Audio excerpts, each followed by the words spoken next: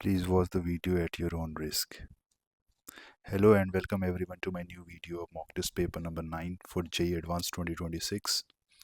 ठीक है, class 11th के अंदर सबसे पहला चैप्टर मूल कॉन्सेप्ट होता है, जहाँ पे बहुत सारे बच्चे बहुत हीरो बनते हैं, बोलते हैं मूल कॉन्सेप्ट में क्या ही रखा है, क्वेश्चन तो आराम से सॉल्व हो ही जाएगा.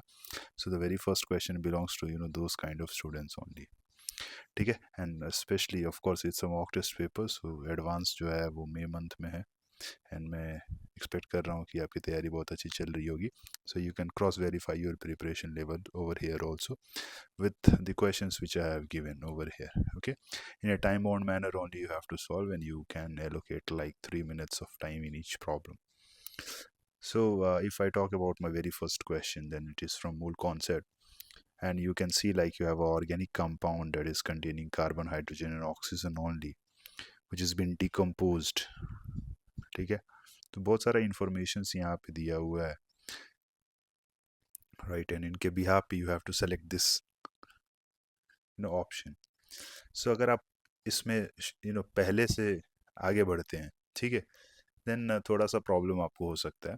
सो इसीलिए क्वेश्चन को आप तमीज से पढ़िएगा, एंड जब आप तमीज से पढ़ोगे एंड थोड़ा सा दिमाग लगाओगे ना, then you will be finding that कि अगर आप बैक जाते हो, बैक इधर से, देन आपको क्वेश्चन करने में ज़्यादा आसानी महसूस होगी. ठीक है, एंड यहाँ सम सॉर्ट ऑफ आप एटम कंजर्व करा के भी बहुत हद तक ऑप्शन नंबर बी एंड सी का आंसर निकाल सकते हो. ठीक है, सो ये बहुत अच्छा सवाल है, मैं चाहता हूँ कि आप इसको करिए. 3 मिनट से ज़्यादा इस सवाल के अंदर आपका समय नहीं जाना चाहिए. ठीक है, दूसरा क्वेश्चन है फ्रॉम ऑर्गेनिक. ठीक, सो यहाँ पे कंपाउंड दे रखा है 3 मिथाइल 1 फिनाइल 1 ब्यूटेनॉन, एंड साथ ही यहाँ देखो स्ट्रक्चर भी दे दिया है, तो ये बहुत आसान हो जाएगा आपके लिए. बट अगर स्ट्रक्चर नहीं देगा देन थोड़ा सा मिस्टेक आपका हो सकता है. स्ट्रक्चर बनाने के दौरान ही यू विल फाइंड लाइक कि आपका जो है वो मोटिवेशन डाउन हो गया. होता है ऐसा, एग्ज़ाम का प्रेशर इतना ज़्यादा होता है कि इन सारी केसेस के अंदर स्टूडेंट्स आर फाइंडिंग दैट कि उनका मोटिवेशन डाउन हो जाता है. सो या फिर बहुत जगहों पे you will be finding like कि स्ट्रक्चर ही जो है वो गलत बना दिया उन्होंने, जिससे कि फर्दर स्टेप्स ख़त्म ही हो गया. यहाँ पे you can find it out to be like some sort of Gilman है आपके सामने. ठीक है, and over here it is like some sort of Friedel Crafts acylation, and C part में the most important RMGX that we lovingly call it as like Grignard. ठीक है, one of the strongest base as well as strongest nucleophile, and over here you have got PCC. It's a mild oxidizing agent, तो आप इसका use कीजिएगा and इसका answer निकालने की कोशिश कीजिएगा. When it comes to organic, like you have to be a bit careful in terms of giving your final answer. थोड़ा सा अवेयरनेस वहाँ रखना बहुत ज़रूरी होता है. Whereas question number third is for those who are currently in 12th, because their equilibrium is over, and it's a beautiful question based on the distribution coefficient. ठीक है, so you have the distribution coefficient of iodine which is provided for CCl4 and water, that is 45, and you have a equation for which equilibrium constant is supposed to be find out. तो बहुत अच्छा सवाल है ये. ठीक है, आप ज़रूर से इसको ट्राई कीजिएगा, एंड थोड़ा सा इसके अंदर you will be finding like कि कैलकुलेशन भी इन्वॉल्व है, एंड जिसके कारण आपको 3 मिनट लग सकते हैं सॉल्व करने के दौरान.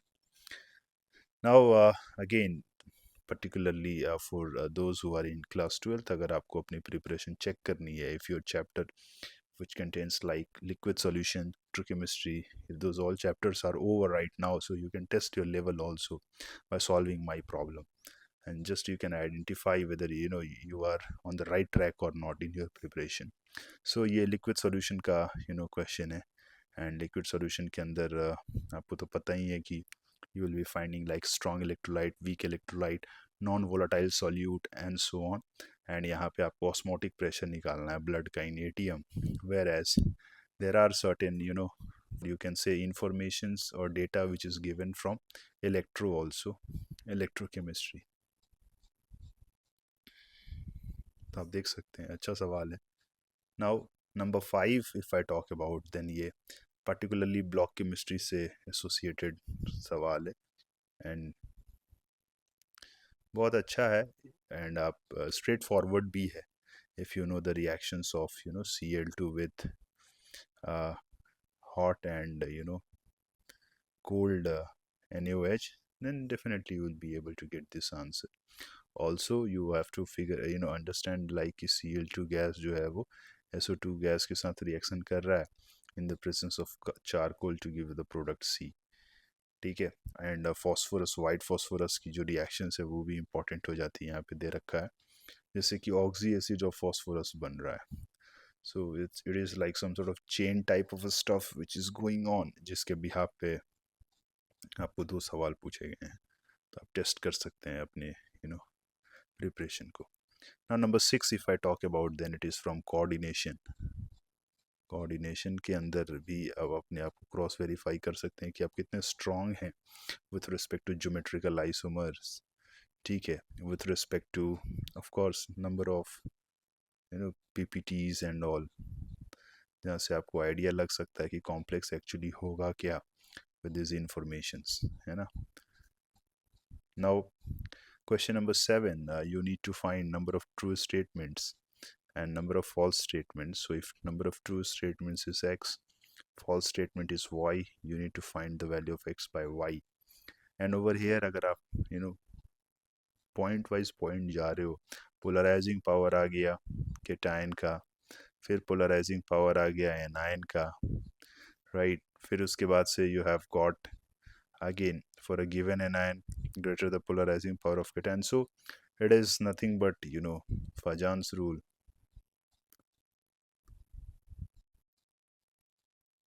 अगर फजान्स रूल आपको पता है देन डेफिनेटली बहुत आराम मिलेगा आपको when you will be solving this question.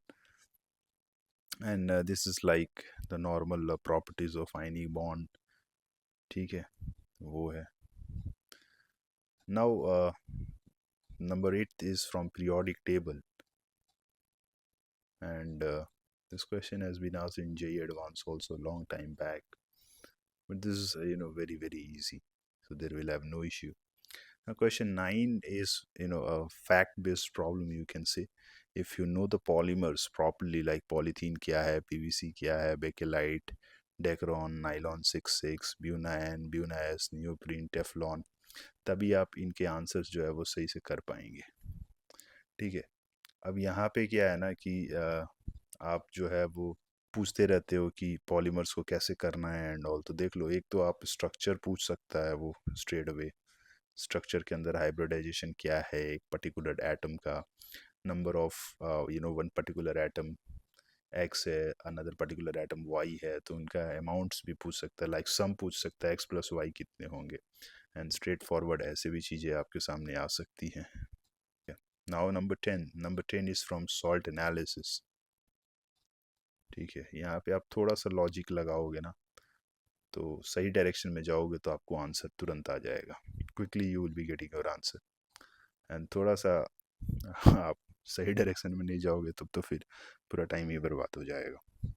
Now number 11 if I talk about, then again it is from solid state. मस्त सवाल है सॉलिड स्टेट का, टेस्ट करना चाहते हो specially those who are in 12th अपने सॉलिड स्टेट को, then you can check it out.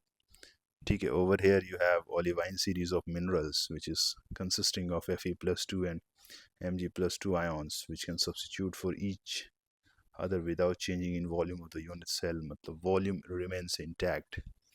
अब now you have got oxide ion which is forming a CCP, and Si plus 4 ions occupies 1/8 of the tetrahedral void. Divalent ion occupy 1/2 of the octahedral void. Densities भी दे रखा है. So as such informations इतना ज़्यादा है जिससे कि आप थोड़ा सा डर सकते हो, बट सवाल जो है ये बहुत आसान है. It's very easy problem. Now number 12 is from thermo chemistry. आपको प्रोटॉन एफिनिटी पता करनी है, okay, for the reaction of NH3. So NH3 आपको पता है प्रोटॉन लेगा, so it will be forming like NH4 plus. So accordingly आपको चीज़ों को जो है वो एडजस्ट करना है यहाँ पे.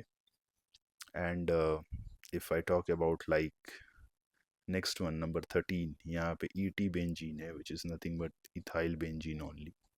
सो अ बेंजीन विथ ET, एंड यहाँ पे यू हैव गॉट NBS, तो आपको A मिलेगा।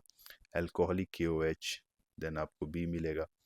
देन Br2CCl4 से आपको C मिलेगा। So if I talk about like अभी तक from ethyl benzene to C part, then this is nothing but hydrocarbon only. आगे भी जब आप जा रहे हो C से अल्कोहलिक KOH NaNH2, आप देख रहे हो सेकेंड स्टेप में much stronger base compare to KOH use हुआ है। मतलब definitely partial double bond character ख़त्म करने के लिए हम लोग मच स्ट्रॉन्गर बेस ले रहे होंगे, तो some sort of that thing will come. And यहाँ पे HgSO4 एंड डाइल्यूट H2SO4 है, मतलब you can think of Kucherov. So if it is Kucherov, then D has to be alkyne, and reaction proceeds via Markovnikov type, and then you have HOCl, like आप आगे बढ़ सकते हो H minus Cl plus some sort of thing, and that is in excess. And यहाँ पे palladium है, PD है, so you need to find like how many statements are correct, and over here what is true about D.